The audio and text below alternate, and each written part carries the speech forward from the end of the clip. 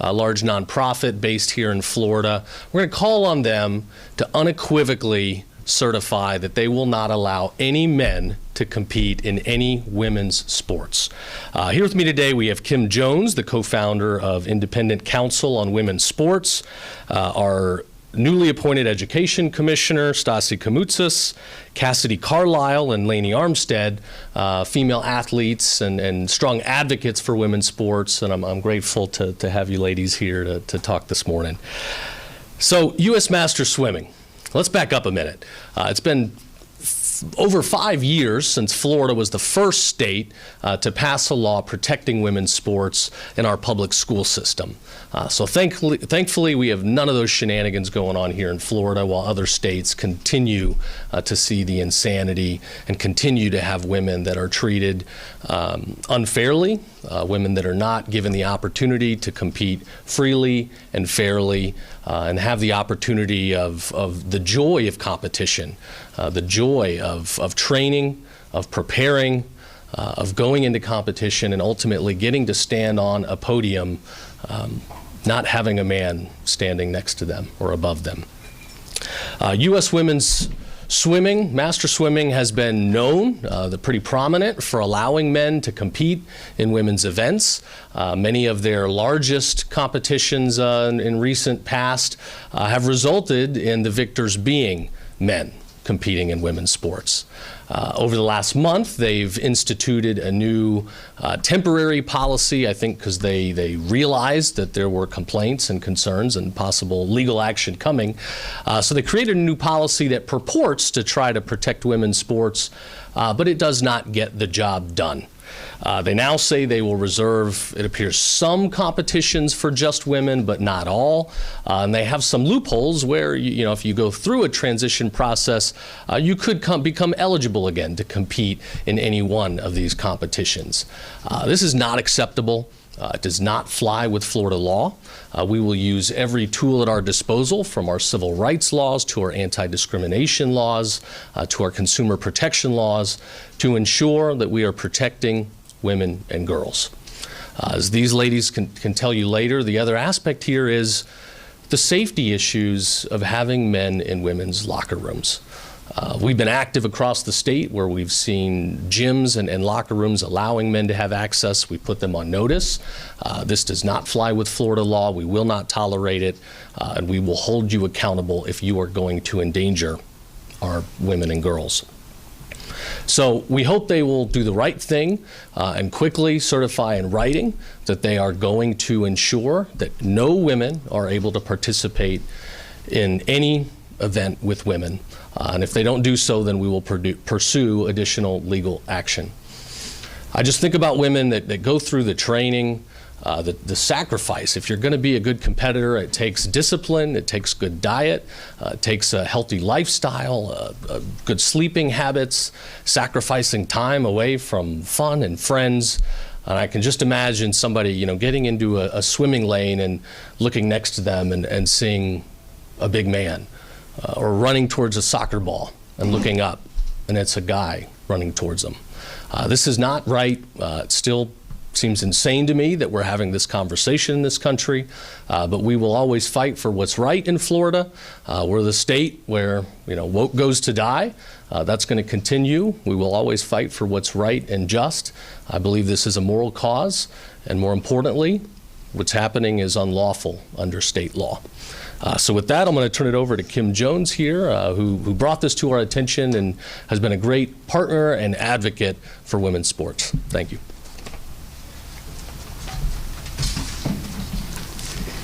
Thank you. Thank you, Attorney General Uthmeier and Commissioner of Education Kamoutsas, for standing up for women's sports. Icons is proud to stand with you. U.S. Masters Swimming continues to allow men to compete with women and take women's awards if they feel like it. There is a single question at stake here, and it is, do women and girls deserve access to fair sports? And the answer is yes or no. The state of Florida and Attorney General Uthmeier believes that answer is yes, and unequivocally, so do we. It is illegal for men to be competing with women, and it has been for over 50 years.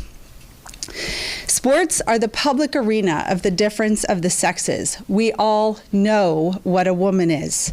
So when we are confronted with a public spectacle of this absurdity, we all see it, and we understand that everyone else around us sees it. Women are not the equivalent of hampered or weakened men. That insult is breathtaking. The clock is ticking, the end will come, but the insanity of allowing boys into girls' sports feeds on silence to continue. And justice is restored when we speak the truth and take a stand. Will we be silent? Are we willing to quietly watch women mistreated and told to step aside for the sake of a few men and boys to feel affirmed? We need to relearn that there are lines that cannot be crossed, that remind us we need to be unapologetic, unashamed, to stand on principles and defend our women and girls. Because if we can't find it for something this obvious, we won't find it anywhere. This has all become very clear to the public in recent years, and I had a front row seat when my daughter and her peers raced against Leah Thomas. I saw the ramifications, the tears, the struggle, and I watched as strong, confident young women became frightened and stopped believing that their leaders would stand up for them. The women were silenced, told to ignore their instinctive fear and discomfort. They were emotionally blackmailed and told that the feelings and well-being of a man were more important than their own, that his life depended upon their concession. This emotional blackmail is no different than the age-old threat that women have always faced when trying to stand up for or leave abuse. If you leave, I will kill myself. Telling women that they are responsible for carrying the mental health burdens of another is wrong. Every week, I now hear firsthand what happens as we are putting our women and girls through this. The stories, the numbers, and the impacts are heartbreaking, and they are staggering in volume.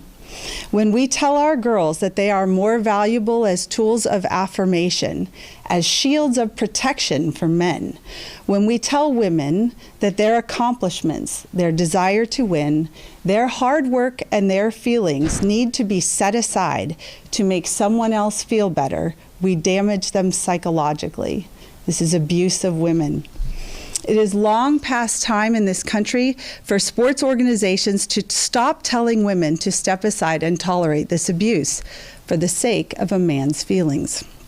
Sports executives and boards are bringing shame and reproach upon their organizations by catering to men who insist on taking women's places, and the bill for this abuse is coming due. Fortunately, the nationwide fight for women's rights in sports is seeing new champions for fairness, integrity, and the rule of law. Champions like Attorney General Uthmeier. Because of the leadership of Attorney General Uthmeier, we are closer to the day when women's sports will once again be where we celebrate and recognize female athletes. Because women and girls deserve access to fair and safe sports without any caveats. Thank you. Next, we've got our education commissioner who's surrounded by women at home. I think he's got 4 daughters that are all athletes, so I know he cares a lot about this. Thank you.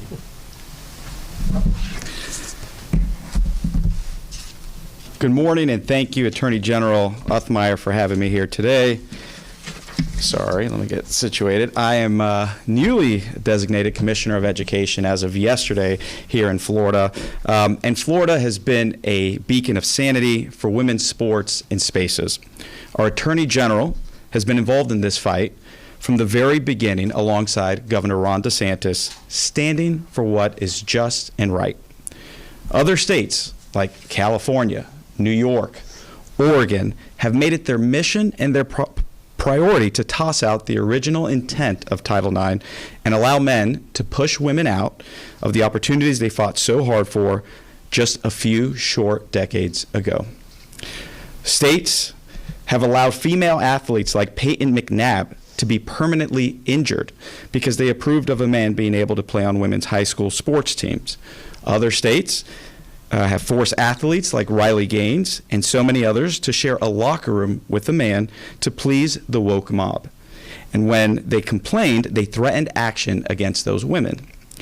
Other states have subjected women like Cassidy Carlile and Laney Armista to repeated competitions against men, especially guaranteeing the boy would win the trophy for the girls. But under the leadership of Governor DeSantis and Attorney General James Uthmeier, Florida has taken bold action to ensure that our female athletes are protected in the sports that they dedicate so much time and energy towards, and in the private spaces like bathrooms and locker rooms. That is why in Florida, the governor signed the Fairness in Women's Sports Act to ensure that Florida schools were not allowing men to participate in women's sports at both the K-12 level and at the collegiate level. We also passed the Safety in Private Spaces Act to protect women's locker rooms, restrooms, and other private facilities from being infiltrated by men. This is an issue that essentially only impacts women. No boys are being forced to give up their trophies for girls, and there are no girls receiving scholarships instead of boys. The woke left has decided that instead of supporting women, they want to erase them. Thankfully, the Trump administration has taken great strides to rectify the issues nationwide for both high school and collegiate level athletics through his executive order keeping men out of women's sports, and the U.S. Department of Education's commitment to investigating violations of Title IX and the But U.S. Masters Swimming is a clear example that the fight is not over.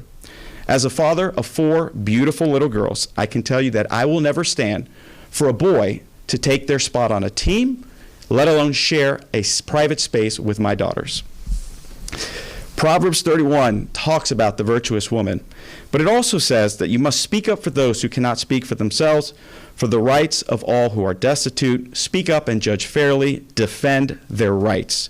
And as Commissioner of Education, alongside Attorney General James Uthmeier, we will never stop speaking up for the rights of women to be able to play sports safely, win their designated trophies, and have privacy in locker rooms. I thank you, Attorney General, for your relentless commitment to this issue. I thank you as a father for taking a stand for my little girls as well as yours and ensuring that the left will not get away with violating the rights of our daughters. I thank the young women who are here today and their families who took a stand for what was right. Even when they were called names as smeared for their beliefs, they held firm and fought to protect women and bring change. Thank you, and God bless. Thank you, Commissioner. Next, we'll hear from Cassidy, who's from Maine and has been a strong advocate supporting Attorney General Bondi and the DOJ's litigation efforts there. So I'll let her introduce herself. Hello, my name is Cassidy Carlile, and I'm a Nordic skier from Maine. Growing up, hockey was my main sport, but by 7th grade, I switched to Nordic skiing because we didn't have a girls' hockey program in my area, and the physical differences between me and the boys were becoming harder to ignore. Around the same time, I went to change for gym class and was shocked to find a biological male in the girls' locker room. When I raised concerns, I was told to use a separate bathroom, even if it meant being late to class. I was just 13 and already being forced to choose between my privacy and my education. By my junior year, everything I'd worked for in Nordic skiing shifted. I'd given up hockey, hoping to find a fair and equal opportunity in another sport, but that didn't happen. I was competing against a biological male. And no matter how hard I trained or how much I pushed myself, I was beaten over and over again. I wasn't losing because I lacked discipline or drive. I was losing because the playing field wasn't level. It left me feeling defeated, not just as an athlete, but as a young woman who believed that hard work should mean something. This isn't about exclusion, it's about fairness, and every girl deserves the chance to compete with confidence that her effort truly matters. I'm excited to be here today in support of Attorney General Uthmeier as he stands for women and girls in Florida, ensuring that every girl has a fair playing field and can feel safe in their own locker rooms. I hope that leaders in my own state of Maine will see the leadership here in Florida and change course. They must protect the integrity of women's sports and follow common sense that biological men are different and don't belong in the female category. Actions like this today show that the issue isn't going away, and we shouldn't have to wait for the next girl to lose out on a competition to speak out and take action. Thank you. Thank you so much. Laney? Thank you for having me, and a thank you, Attorney General Uthmeier and the great free state of Florida, for your continued advocacy and protection of women's sports. I'm Laney Armista. I grew up with a soccer ball at my feet. From the time I could walk, I dreamed of playing at the collegiate level. And not only did I get to fulfill that dream and play and also get a scholarship, I was voted captain of my women's soccer team after my freshman season. I know what it takes to compete at that level. I know the sacrifices, the hard work, the hours of training, and I also know how much it means for girls to have something that's truly their own. Attorney General Uthmeier talked about the joys of competing, and that just really resonated. There are so many joys of competing and having the opportunity to push ourselves, to earn scholarships, to win championships, and to build confidence with our best friends on and off the field. That's why I've been involved in this lawsuit to protect women's sports for over 4 years now. I didn't do it because I wanted the headlines. I did it because I know what's at stake for women and girls. In those 4 years, I've watched more and more girls get sidelined. I've seen girls lose out on titles, scholarships, and opportunities they worked their whole lives for. I've seen girls getting injured, which is not hard to imagine because men are stronger than women. Boys are stronger than girls. This is reality. And now we're seeing girls who aren't just being displaced, but harassed and traumatized because some people, unlike the great state of Florida, are not protecting them. This is personal to me. It's personal because I've lived it, because I know how life-changing sports can be when it's fair. Because I know the feeling of fighting for your spot on the team, of grueling 6 a.m. practices, of not going on spring breaks because I had soccer.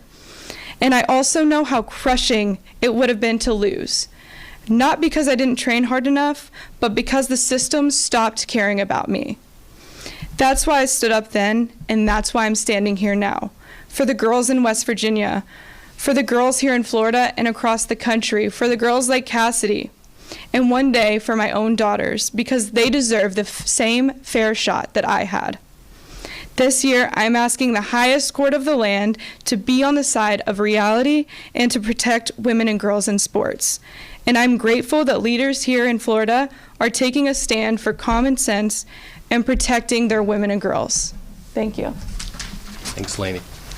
Yeah, I recently saw a study where over 90% of women in C-suite business offices were previously competitors in women's sports. It shows the discipline, the work ethic, the sacrifice, all these traits that empower women and set them up for success. We have to protect women's sports at all costs. So in Florida, we're going to continue to do everything we can to implement the Trump administration executive order and utilize all the tools at our disposal to ensure that we are protecting women and girls. It's a civil rights issue and it's a public safety issue. So thank you for being here, and I've got time for a few questions if we have any. What kind of deadline are you looking at for U.S. Masters Swimming to respond to this, and what sort of legal action will you be taking if they don't satisfy your requirements? We'll have a letter that we make public today that formally goes over that'll have a deadline. I know they have a large competition on the west coast of Florida later this month, so we certainly would like them to change their policies before that competition. I know there's several more in Florida later this year, and if they don't want to do it on their own in an amicable fashion, then we'll pursue litigation. Something off topic here, but Orange County Commissioners are meeting today to discuss the county's role in providing, working with ICE for transport of detainees. And this comes as there's been pushback from some, including some local leaders, on that issue. What is your response to that on having local corrections officers transport detainees across the state? Well, we've been pretty consistent in Florida. You know, we have a new immigration enforcement law in the books that the legislature passed and governor signed coming out of special session back in February that requires all local officials and law enforcement to make best efforts to coordinate and cooperate with ICE on immigration enforcement. So I'm not familiar with the specific particulars of the debate that's happening right now, but anywhere where we've had municipalities or commissions or, you know, local authorities indicate that they don't want to support ICE, we've immediately put them on notice that they're probably facing liability, and if they don't make a correction, they face legal action. If you're not going to help ICE, you better have a pretty dang good reason. That's what I got to say. So I'd certainly look at the reasoning, but based on the sound of it, I think they need to do their best to help ICE. I have an off-topic and then an on-topic question. Starting with the off-topic one, you sent a letter to public airports warning them about weather modification, citing Bill 56. We're wanting to know what necessitated the new law and maybe what airports and airlines have been practicing geoengineering or weather modification, if you're able to speak on that. Yeah, so I mean, this is something that I, thought was a conspiracy theory. I think many of us have. We've heard the chemtrail talk, but evidence does suggest that there are indeed people that are experimenting with the weather, cloud seeding and the release of aerosols to try to moderate temperatures and dictate rainfall. This stuff sounds pretty scary to me. I don't think the public really knows about it. Releasing aerosols up in sky seems like it could be dangerous for consumers. Some of this does appear to have been funded by the federal government historically, so I think they may have some work to do on their end. But the legislature came together and passed a new law recently. My letter was to put airports on notice that they do have obligations and could face penalties, including some criminal penalties if they don't comply. Thank you. And then heading back to the topic, if the ladies can maybe speak a little bit, how many states you guys are going to? I know you mentioned New Hampshire and Maine that y'all are from, and maybe just the heart of why you wanted to come here to Florida specifically. I know you mentioned you want to continue your support of women in sports, but would just love to if you're up for it, yeah, sure. Where all the stops are and some more information.